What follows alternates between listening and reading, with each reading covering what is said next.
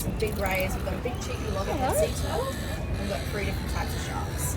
So the first one I'm going to start telling you a little bit about is our white-tip reef shark. Now they are pretty common, so I feel like a lot of people don't get very excited about them. But they can do something that is crazy cool. Now if there's no males around, they can decide, you know what this world needs? More of me. And they will fall pregnant and they will have a pup that is 100% genetically identical to mum. Or at the very least 99.999% genetically identical. So essentially we call this parthenogenesis. They don't need a male, they can just decide that they're going to have a pup all on their own. Yeah. Now in here as well we've also got some baby grey reef sharks. So they turn 2 around Christmas time. Now when they're fully grown they'll get to about 1.6, 1.8 metres on average, but they can get up to 2.5 metres in length. Now keep in mind that the ones that are going to do that, pretty much you can bet money that it's going to be the females. And that is because in the shark and ray world it's actually the girls that get bigger than the boys. So for example, you might see some small brown stingrays hanging around in here. And those small brown stingrays are the males. Now if you've been up to Grey Reef at all today, you'll see the big brown stingrays and those are the girls. So that's a nice little comparison for you as well. Now, last but certainly not least in here, we have also got Diesel, who is our big 300 kilo dusky shark, or dusky whaler. Now what I'm actually going to do is just sort of pull us up to the side here, because sometimes it's actually, we get better chances of seeing some cool stuff if we wait for them rather than the other way around. So we're just going to hang out here for a little bit.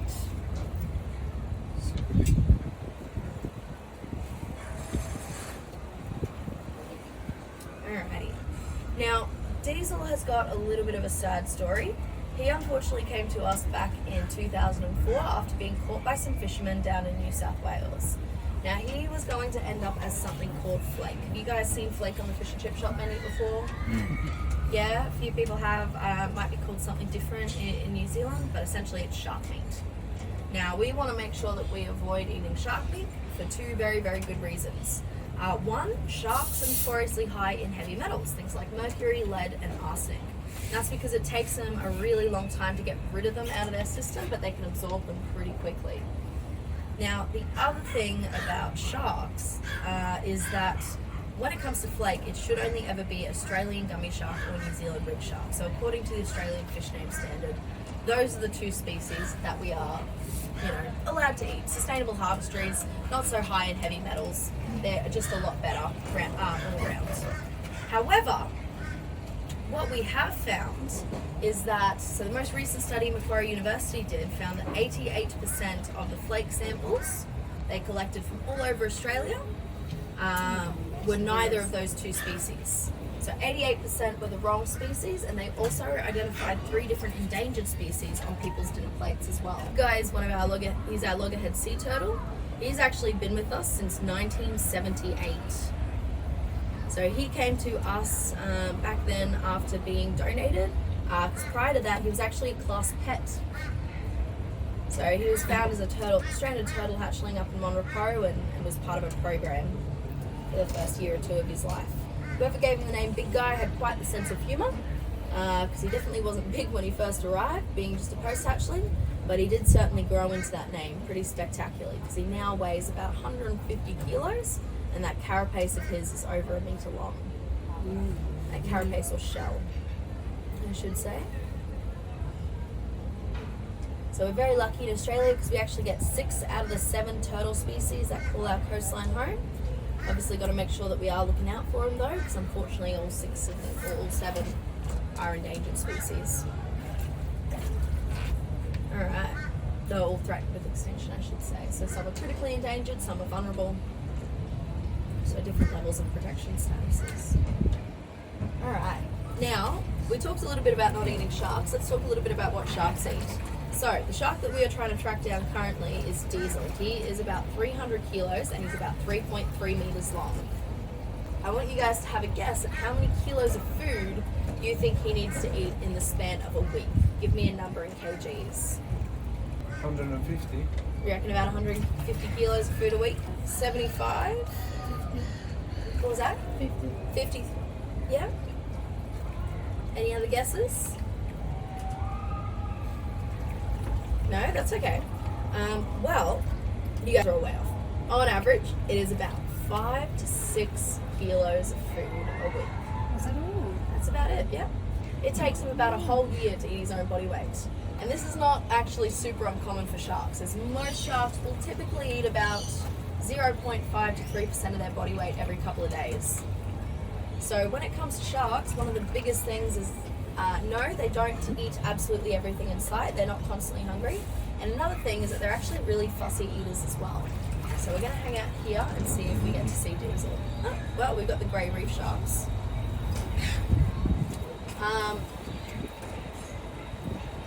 Now, another big thing about sharks is that in their mouth... Here he is. Oh, did he just go past? We'll see if he decides to turn around. Another big thing that sharks do is that, sharks have, is very, very sensitive taste buds. So a lot of them are also really picky eaters as well. Is he going to turn around or is he going to keep going straight? He's going to go around the inside. Now, here's a question for you guys. We know that sharks get a really, really bad reputation. Have we all heard of the movie Jaws? And it was written by a guy named Peter Benchley.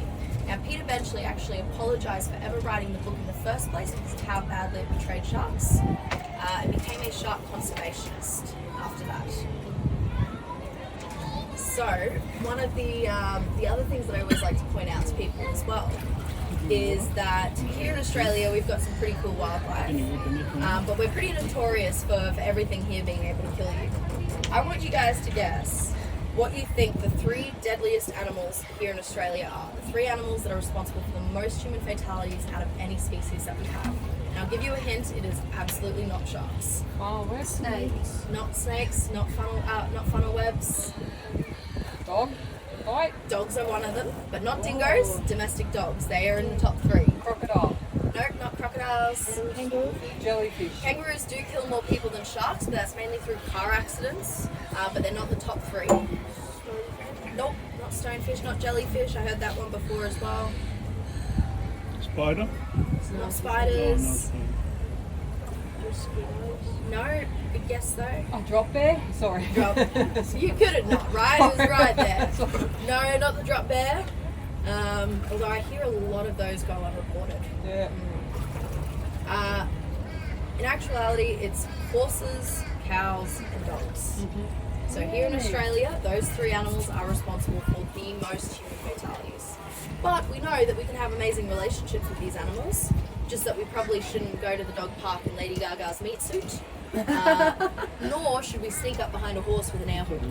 And sharks are no different. As long as we're staying out of the water when it's murky, when it's dark, when there's food around, in any of those situations, then we're going to greatly minimize any risk of a negative interaction.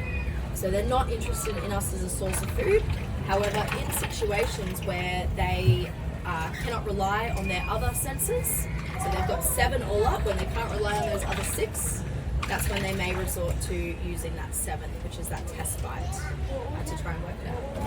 Sharks do decide to attack you. What do you mean? Like, What would happen? They'll take a bite.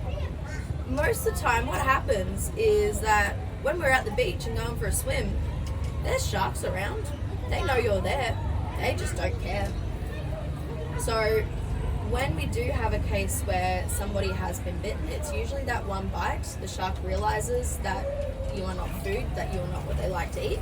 They spit you out and they swim away. So, of course though,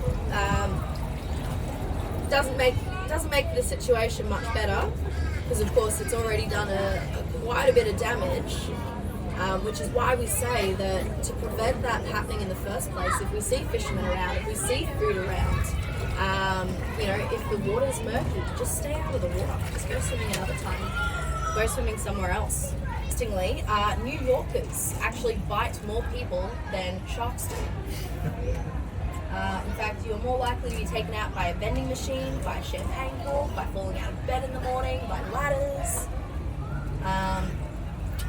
However, our sharks, they actually get a pretty rough deal. So every year, we're actually killing between 100 to 200 million sharks. So we actually lose about 3 to 6 sharks every single second. So in the last 50 years, we've lost about 71% of our sharks and rays, and that's because the catch of these animals has tripled. So sharks and rays are now one of the most threatened groups of animals on the planet. So looking after them is really, really, really important. Come on. Hello, cuties. Hello. Hello, cute.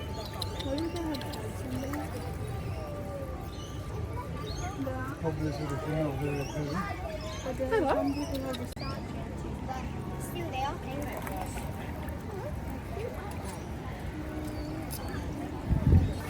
À Melbourne, elle avait des signes. Maintenant, elle voit ça fait mieux.